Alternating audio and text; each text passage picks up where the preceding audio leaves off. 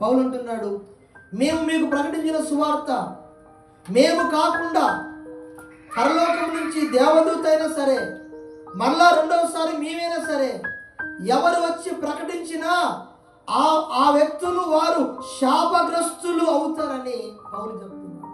సువార్త ఎన్నటికి కూడా మారదు. ఏమండి, కాలం మారుతుంది, సంస్కృతి మారుతుంది, ప్రజలు మారుతారు, మనుషుల యొక్క మనస్తత్వాలు మారుతాయి, మనుషుల యొక్క ఆలోచనలు మారుతాయి. ఈ లోకంలో ఎన్ని మారినా మారంది ఒకే ఒకటి, అదేంటంటే యేసయ్య సువార్త. సువార్త అది ఎన్నటికీ మారదు. సువార్త ఒకటే. భూమి మీద ఎన్నో సువార్తలు ఉన్నాయి. ఆ సువార్తలు వేరు, యేసు సువార్త వేరు. యేసు సువార్త ఏం చెప్తుందంటే విశ్వాసము ద్వారా రక్షణ, విశ్వాసము ద్వారా నీతి కలుగుతుంది. కృపచేతనే ఒక వ్యక్తి రక్షించబడతాడు. విశ్వాసము ద్వారా మాత్రమే ఒక వ్యక్తి నీతిమంతుడిగా తీర్చబడతాడు అని యేసే సువార్త చెప్తుంది. వేరే సువార్తలేమో నువ్వు దాన ధర్మాలు చేయి, నువ్వు మంచి చేయి, నువ్వు అట్లా ఉండు ఇట్లా ఉండు అని వేరే సువార్తలు చెప్తారు. కాబట్టి సువార్త ఎన్నటికీ మారదు. ఆ మారిన సువార్తను దానికి కల్పన కథలు జోడించటము శాపం. 2వ కొరింథీ పత్రిక 2వ అధ్యాయము 17వ వచనం చదువుదాం. కావున ఇంటి సంగతులకు మేము దేవుని వాక్యమును కలిపి చెరిపెడు అనేకుల వలె ఉండక నిష్కపట్యము కలవారును దేవుని వలన నియమింపబడిన వారమై ఉన్నాము. పౌలు అంటున్నాడు, మేము అనేకుల వలె దేవుని వాక్యాన్ని కలిపి చెరిపి చెప్పం. మేము నిష్కపటులమైనటువంటి సేవకులు. ఈరోజు నేను చెప్పనా, దేవుని వాక్యాన్ని కలిపి, వాక్యానికి బైబిల్లో లేని మాటలు చేర్చి ఎవరైతే బోధ చేస్తారో నీవు ఆ వ్యక్తితో సహవాసము మానుకోవటం మంచిది. సువార్త అంటే సువార్తనే. బైబిల్లో లేని మాటలు కలిపి చెప్పకూడదు. బైబిల్లో లేని వాటిని సువార్తకు తగిలించకూడదు. దేవుని బిడ్డలారా, వాక్యంలో రాయబడింది, ద్వితీయోపదేశకాండము 4వ అధ్యాయం 2వ వచనంలో, నేను మీకు ఆజ్ఞాపించిన మాటతో దేనిని కలుపకూడదు, దానిలో నుండి దేనిని తీసివేయకూడదని వాక్యంలో రాయబడింది. సామెతల గ్రంథం 30వ అధ్యాయం 6వ వచనంలో రాయబడింది, ఆయన మాటలతో ఏమీ చేర్చకము, ఆయన నిన్ను గద్దించినేమో అప్పుడు నీవు అబద్ధికుడవగుదువు. దేవుని మాటలకు మనుషుల మాటలు అస్సలే చేర్చకూడదు. ఇప్పుడు ఎన్నో బోధలు వచ్చాయి, ఎన్నో రకాల ప్రసంగాలు వచ్చాయి. టీవీ ఆన్ చేస్తే చాలు, యూట్యూబ్ ఆన్ చేస్తే చాలు, ఒక ఆయన ఒక తీరు చెప్తాడు, ఇంకొక ఆయన ఇంకొక తీరు చెప్తాడు, ఇంకొక ఆయన ఇంకొక తీరు చెప్తాడు. నిన్ననే చూశాను నేను వీడియో. ఒక పాస్టర్ గారు, ఒక ఆమె కంట గడ్డ ఉందంట కడుపులో పేగుకి. ఆ గడ్డ ఫస్ట్ సారి వచ్చినప్పుడు 15,000 నువ్వు ఇక్కడ సమర్పిస్తే నీ గడ్డ కరిగిపోతుందని చెప్పాడు. అయితే ఆమె మొదటిసారి డబ్బులు లేక 6,500 రూపాయలు కానికేసింది. 6,500 వేస్తే సగం తగ్గిపోయిందంట. అసలు మైకులో చెప్తున్న విచిత్రం అనిపించింది నాకు. నేను మొదటిసారి వచ్చానండి, డబ్బులు లేక మరి కానుక ఎంత ఏమని చెప్పాడు. నా పాస్టర్ గారు అడుగుతున్నాడు, కానుక ఎంత ఏమన్నారు, నిన్ను 15,000 ఏమన్నారు, ఇచ్చావా? అన్నీ లేదండి, మొదటిసారి 6,500 ఇచ్చుకున్నానండి, సగం కరిగిపోయిందండి, గడ్డ సగం వచ్చిందండి, ఇంకా సగం ఉందండి, మరి ఇప్పుడు ఎంత వేసావు? ఇప్పుడు 9,500 వేసానండి, అయితే మొత్తం కరిగిపోద్దు పో అని ఆమెను పంపించేసి, ఇక్కడ మీకు మేలు జరగాలంటే డబ్బులు ఇస్తేనే మేలు జరుగుతుంది. ఇదే బాధన్నా చెప్పండి. ఆమె పిచ్చిదో మంచిదో కూడా అర్థం కాదు, నాకు మైండ్ పోయింది. ఇటువంటి బోధలు, డబ్బులు ఇస్తేనే మీకు మేలు జరుగుద్ది, డబ్బులు ఇస్తేనే స్వస్థత, డబ్బులు ఇస్తేనే రోగం పోద్ది, డబ్బులు ఇస్తేనే ఇవన్నీ జరుగుతాయి అనేది అది పెద్ద అబద్ధపు బోధ. అసలు ఆ వీడియో చూడగా నాకు చాలా షాక్ అయిపోయాను. ఇంకొక ఈ మధ్య ఇక్కడ ఒక చర్చి పెట్టారు, మన నడుకుడి స్టేషన్కి వెళ్తుంటే, ఇప్పుడు ఆ మార్చర్ల క్రాస్ రోడ్ దగ్గర పెట్రోల్ బంక్ ఉందా, అది దాటి కొంచెం ముందుకు వెళ్ళిన తర్వాత లెఫ్ట్ సైడ్ ఉంటుంది షెడ్. అదేంటి, అదేదో అంజూరపు ఏదో మొత్తానికి పేరు. ఈ మన మేరీ వాళ్ళ నాన్నగారు చచ్చిపోయినప్పుడు ఆ ఊరి వెళ్తే మొత్తం పోస్టర్లే, దాని మీద గొర్రెపూటలు బొమ్మ ఉంది, మొత్తం పాత నిబంధన పద్ధతే. ఆయన బూడిదలో కూర్చొని మొత్తం బూడిద పోసుకుంటాడు పాస్టర్ గారు, బూడిద జరుగుకుంటాడు. లాస్ట్ రోజంతా మీటింగ్ పెట్టి గొర్రె పొట్టెలతో అందరికి భోజనాలు. ఇది సువార్త కాదు. సువార్త ఏంటంటే విశ్వాసము ద్వారా నీతి, కృప ద్వారా రక్షణ.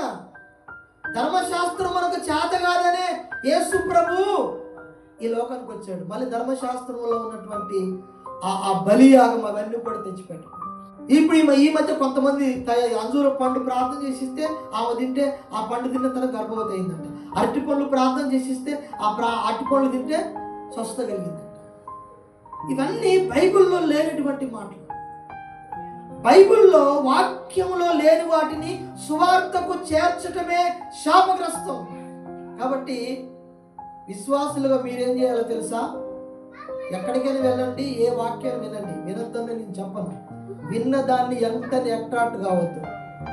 ఎవరు యూట్యూబ్లో వాక్యం చెప్పినా, ఎవరు టీవీలో వాక్యం చెప్పినా, అతను ఎంత పెద్ద సేవకుడైనా, అది ఎంత పెద్ద సంస్థ అయినా, ఏమండి ఎన్ని లక్షల మంది వేల మంది అక్కడికి వచ్చి ఆరాధన చేస్తున్నా, ఏమండి సువార్త మారదు. ఏమండి సంఘం మారదు. సంఘం చిన్నదైనా పెద్దదైనా దేవుని దృష్టిలో సంఘమే. వ్యక్తులను బట్టి, జనసంఖ్యను బట్టి అది పెద్ద పరిచర్య. అక్కడ దేవుడు ఉన్నాడు, లేకపోతే దేవుని కార్యాలు జరుగుతున్నాయి, వాళ్ళే పరలోకం అనుకోవటము అది మన యొక్క మూర్ఖత్వం. ఏం చూడాలంటే వాక్యాన్ని చూడాలి. మనుషులుగా చూసేది, వాక్యం చెప్పే పాస్టర్గా చూసేది. ఎవరు వాక్యం చెప్పినా విన్నదాన్ని ఒక్కసారి నీవు ఆలోచన చెయ్యాలి. నేను చూడండి, అపోస్తల కార్యము 17వ అధ్యాయం 17-11 వచనం. వీరు తెస్సలోనికలో ఉన్న వారి కంటే ఆసక్తితో వాక్యమును అంగీకరించి పౌలును సీలయును చెప్పిన సంగతులు అలా ఉన్నవో లేవో అని ప్రతి దినమును లేఖనములు పరిశోధించుచూ వచ్చింది. ఆది సంఘం అపోస్తల కాలం విశ్వాసులంతా ఎవరు చెప్పిన బోధ? ఏమండి అల్లాటప్ప వ్యక్తులు చెప్పిన సువార్త కాదు, వాళ్ళు పరీక్షించిందంట.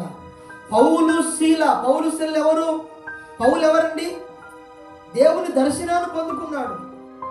అటువంటి ఏర్పరచబడినటువంటి గనులైనటువంటి అపోస్తలులు పౌలు శీలలు చెప్పినటువంటి వాక్యం అంట బైబిల్ గ్రంథంలో లేఖనాలు అలా ఉన్నవో లేవు అని ప్రతి దినము లేఖనములు పరిశోధిస్తున్నారు.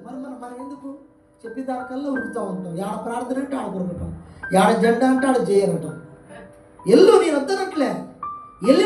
వెళ్ళినప్పుడు నువ్వు విన్న వాక్యాన్ని ఎంతవరకు నువ్వు లేఖనానుసారంగా నీవు పరిశోధించగలుగుతున్నావు? ఈ అనుభవంలోకి రాకుండా అమ్మోది పెద్ద సంఘం అండి, వేల మంది వస్తారండి, గుంపులు వస్తారని గుంపులో గోయితను పుట్టబోతే ఒకరోజు ఆత్మీయ జీవితంలో నిర్లక్ష్యత వచ్చేస్తుంది. నేను చెప్పే వాక్యమైనా సరే, ఎవరు చెప్పిన వాక్యము నువ్వేం చేయాలంటే, ఈ వాక్యము ఏంటి? ఈ వాక్యము కరెక్టేనా? ఈ వాక్యము ఎంతవరకు సత్యము? నీ దగ్గరికి వాక్యం వచ్చినప్పుడు అది లేఖనానుసారమా? అది వాక్యానుసారమా? ఇది కరెక్టేనా?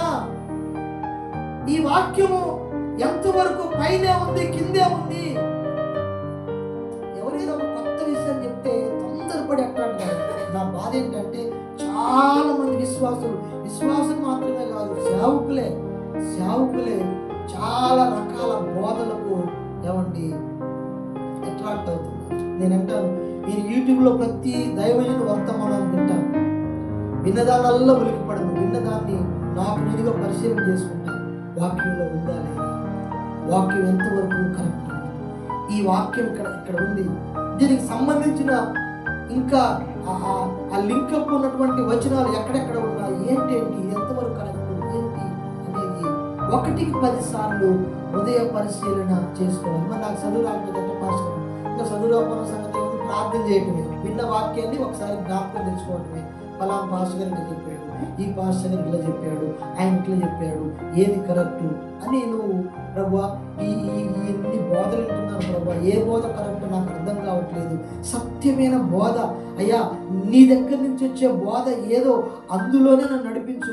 ఆ వాక్యాన్ని నేను విశ్వసించడానికి, ఆ వాక్యాన్ని నేను గట్టిగా పట్టుకోవటానికి, ఆ వాక్యానుసారంగా నేను బ్రతకటానికి నా యొక్క హృదయాన్ని ప్రేరేపించిన ఆయన, నా మనసును ప్రభు అటువైపుగా నడిపించు ప్రభు అని చదువు చదువు రాని వాళ్ళు ప్రార్థన చేసుకోవాలి, చదువు వచ్చిన వాళ్ళు వాక్యాన్ని పరిశీలన చేసి వాళ్ళు కూడా ప్రార్థన చేసుకుంటే దేవుడు సరైన డైరెక్షన్లో నేను నడిపిస్తాను. ఎందుకంటే పాస్టర్ చెప్పిన వర్తమానము నిన్ను పరలోకాన్ని తీసుకెళ్ళదు, పాస్టర్ గారు నిన్ను పరలోకాన్ని తీసుకెళ్ళలేడు, చర్చిలో ఉన్నటువంటి పద్ధతులు నిన్ను పరలోకాన్ని తీసుకెళ్ళవు. కానీ ఏది నిన్ను పరలోకాన్ని తీసుకెళ్తుందంటే నిజమైన సత్యమైన సువార్త మాత్రమే నిన్ను పరలోకానికి, నన్ను పరలోకానికి తీసుకెళ్తుంది. కాబట్టి విన్న ప్రతి బోధను నమ్మొద్దు. నువ్వు విన్న దాన్ని ఒకసారి ఆలోచన చేయాలి. నేను చెప్పినా, రమేష్ సార్ చెప్పినా, ఇంకో పాస్టర్ గారు చెప్పినా, పెద్ద మినిస్ట్రీ వాళ్ళు చెప్పినా, ఏమండి 1,00,000 మంది విశ్వాసులు కలిగిన పాస్టర్ గారు చెప్పినా, లేకపోతే ఏమండి ఒక్క విశ్వాసి ఉండి వాక్యం చెప్తున్న పాస్టర్ గారు చెప్పినా, దేవుని బిడ్డలారా సువార్తికుడు చెప్పినా, లేకపోతే ఎవరు చెప్పినా, నా బాధ ఏంటంటే వాక్యానుసారంగా ఆది సంఘంలోని విశ్వాసులు లేఖనాలను పరిశోధిస్తూ వచ్చారంట. లేఖనాలను పరిశోధించి ఏమండి పరిశోధన కలిగి పరిశోధిస్తున్నటువంటి వ్యక్తులు ఒకరోజు వాళ్ళు ప్రభు రాకడలో ఎత్తబడతారు. ఎవరంటే లేఖనాలను పరిశోధించారు. ఎవరు చెప్పిన మాటలైనా నమ్మొద్దు, వినాలి, విన్నదాన్ని ఆలోచన చేయాలి. ఇప్పుడు ఇక్కడ చెప్తున్న వాక్యమైనా ఇంటికి వెళ్ళి ఆలోచన చేయాలి, నెమరు వేసుకోవాలి. పౌలు ఎందుకు ఈ మాటలు రాశాడు, పరిశుద్ధాత్ముడు దేవుడు రాయించాడు, పౌలు ఎందుకు వాళ్ళని హెచ్చరిస్తున్నాడు. ఈ రోజు పాస్టర్ గారు చెప్తే నాకు హెచ్చరికగా ఉంది, నాకు కొంచెం బాధ కలిగింది, నొప్పి కలిగింది, మరి నాకెందుకు కలుగుతుంది బాధ అనేది హృదయంలో ఒక ప్రశ్న వేసుకుంటే అంత నీకు తేడా మనం అది చేయం. హృదయంలో ప్రశ్నించుకో, వాక్యాన్ని పరిశీలించు. ఏమనంటే ఎవరి మీద కోపం? పాస్టర్ గారి మీద కోపం.